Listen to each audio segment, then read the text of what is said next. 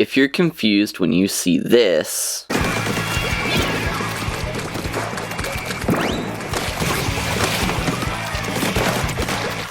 then this is the right video for you.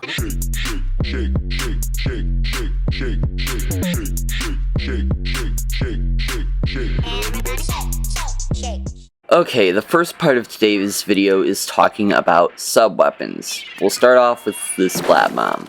Pretty simple, you throw it, it rolls, it blows up. Your pretty general grenade. Not much to say about it, just really good for bomb placement and all that. Next up is the Burst Bomb. These explode on impact and do 60 damage each. And give quite a bigger range. Great for using to ink your feet. Not so great for literally just about everything else. Next up are the Suction Bombs, which you can throw on just about any surface. It will stick, it will blow up. Again, not much to say. You can stick them on the underside of things, which means you can kind of hide them from your enemies underneath a grate, which is really kind of cool, but you know. Next up are the Fizzy Bomb, which is really just a can of ink that you shake, and apparently it's carbonated because you throw it and it explodes the more you shake it. You can charge it by shaking your right stick, shaking your controller, and jumping. Out of the general explosion and into other types of subs, the next up is the Point Sensor. Point Sensor really is just good for enemy tracking. You can use it to deter enemies from going through an objective by placing it, because you can see where everyone who walks through that is for a couple seconds after the bomb subsides. Next up is the Toxic Mist. This one will suck ink from your opponents and makes them move lethargically. Their shooting, I think, slows down, but that's really all it does. Next up, we have the Sprinkler, which this one is really bad for combat. Really all it's good for is just leaving it and it painting turf, which you can throw it just like Suction Bombs underside of a grate and kind of make like a little shower out of it, and it is very unlikely that someone's going to get hit with this. Next up we have Torpedoes, which will go towards the nearest enemy, and they're kind of like the auto bombs, but they explode and then they explode again, and once the torpedo is locked on somebody, it will fly directly at it, but it will not track them like the auto bomb. Next up is the Ink Mine, which will again tell your teammates when the opposing team has crossed through its area. Squid Beacon, this one doesn't really do much. All it does is provide something for your teammates to jump to, which I would not recommend jumping to it to yourself, because it will immediately destroy it. Your teammates will not be able to use it again. Next up, we have the Curling Bomb, which this is a speedrunner's best friend. It gets to the end of its trajectory and blows up, but it also can be customized of how far it's going to go.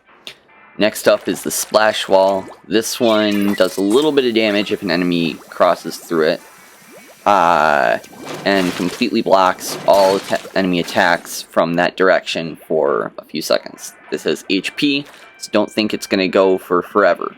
Apparently I missed this last sub. This one's called the Angle Shooter. You can throw it at a wall, as I'm about to do, and it will bounce off. Any enemy hit with it will be instantly marked. Any enemy that is hit directly with it will be damaged. Our first special weapon is the Inkzooka, which does 3 shots and should be able to kill as long as your aim is on point. Notice it can go through multiple enemies at once. I've seen some people even kill an entire squad with 1 shot. So, there's that. Our next special is the Big Bubbler. This one is kind of like Splash Wall, except it has an even shorter lifespan. But it provides a 360 shield. However, your enemies can swim through this and damage it once on the inside. Next up is the Zipcaster. This one is interesting. So it has a callback when you use it. So you can go anywhere on the map, but it will call you back if you go outside of the map or that your time runs out. Using the Zipcaster is like using a sub. Once it's charged up, all you have to do is press the R stick, and then you can throw out the Zipcaster and you'll zip right there, causing a splash wherever you land. However, the return area can be seen by opponents and will be heavily guarded when you come back. Next up, we have Tentamissiles. These are a missile type weapon that will allow you to see every enemy on the map that is currently living. You can then fire on any selected enemy. You select enemies by aiming your, I guess, crosshair that it provides you at the end. As many enemies as you can get in, the farther back you are, the more likely you are to hit all of them. Next up is the Ink Storm, which literally is just a cloud of ink that rains ink. However, this cannot be blocked by the Brella for some unknown reason. It makes logical sense, but, you know. And this rain does damage and is really only good for taking an area or providing cover fire, as it will continue moving forward instead of targeting an enemy. Next up is my personal favorite special, the Booyah Bomb. And this one is a jack of all trades. It really is. It gives you invincibility, lifts you up in the air. It doesn't allow you to use your weapon. However, your opponents can charge it up with you. And then it blows up a huge radius. This is the ultimate morale special. Like, honestly, I can't think of anything else that makes me happier than being, like, in the middle of a match, losing, and then someone picks up a Booyah Bomb, and bam, we're winning. Next up is the Wave Breaker. This one isn't really that special. All it is it sends out a wave, does a little bit of damage, tells you where they are. But it only works on a certain area of the map, so you have to place it just right in order for it to work. It has a certain range. It will not go past that range, and it will not. The Wave Breaker will not travel up. However, it will travel downward. So it will go downhill, but it will not go uphill. In other words, if you're gonna use it, your best place to be is at the top of a hill, not at the bottom. Another really interesting one is the Ink Vac. This one will, for some reason, suck up ink from your enemies. So your enemies' ink tanks are suddenly being sucked up, and then you can also absorb any damage they throw at you. At the end of the special, you get the opportunity to attack with a really powerful burst bomb radius thing that is a one-hit kill. As we near the end, we will be talking about the Killer Whale 5.1, which this one is a handful. It's kind of like Tentamissiles, but you can only track onto one player at once. You can accidentally kill more than one, but it will only track on to one player at once. Once activated, it will activate like 6 laser beams that will all track on to one player and then move in random directions. And you have a chance to kill them, but it's not likely. Another returning special is the Inkjet. Just like the Zipcaster, this has a recall, but you get a little bit more offensive. You can get lifted up, just like with the Booyah Bomb, and you don't get your main weapon. Instead, you get a bursting... It really just fires a missile that explodes and does when directly hit 120 damage. So, yeah. Yet another returning special is the Ultra Stamp. This one will give you a frontal shield while damaging anyone in front of you, and you can turn with it and then throw it.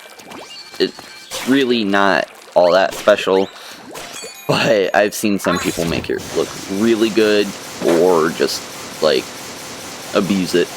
So I'm not gonna judge. Another Splatoon 3 special is the Crab Tank, which replaced the Baller from Splatoon 2. However, this allows you to attack while not shielding. So, you can roll around in ball form, but then you can also shoot with a Gatling gun type and a bursting gun type. And then you can also move around a little bit. You're best off moving left and right, not forward and backward.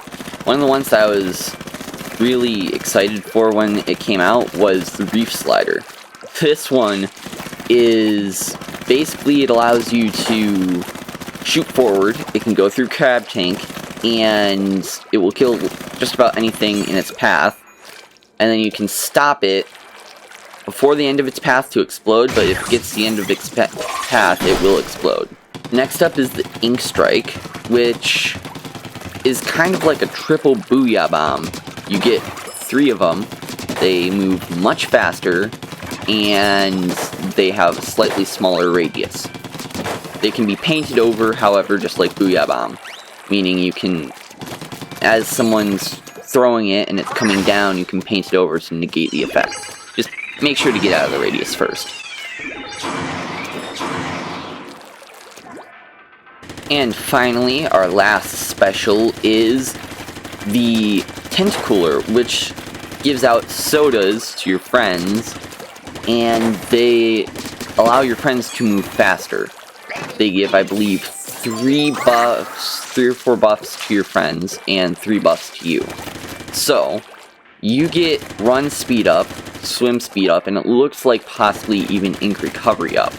While they might get special charge up on top of that. Thanks for watching, everybody.